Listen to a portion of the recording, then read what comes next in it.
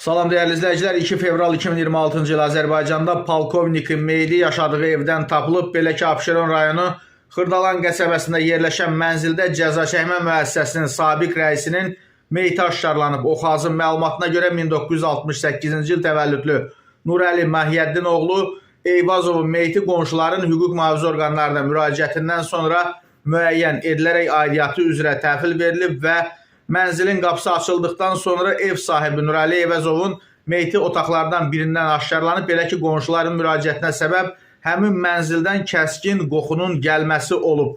Cəsədin vəziyyətindən onun bir neçə gün əvvəl vəfat etdiyi müəyyən olunub. Bildirilib ki, ailə üzvlərinin bu hadisədən xəbəri olmayıb. Mərhumun həmin evdə tək yaşadığı qeyd olunur. Qeyd edək ki, Nurəli Eyvazov uzun illər penitensiar xidmətdə müxtəlif vəzifələrdə çalışıb. O təqaüddə olan ədliyyə polkovnik olub və Eyvazov əvvəllər 6 saylı məntəqə tipli cəza çəkmə müəssisəsinin, sonuncu dəfə isə Qobustanda yerləşən 4 saylı məntəqə tipli cəza çəkmə müəssisəsinin rəisi vəzifəsində çalışıb və bir neçə il əvvəl təqaüdə çıxıb.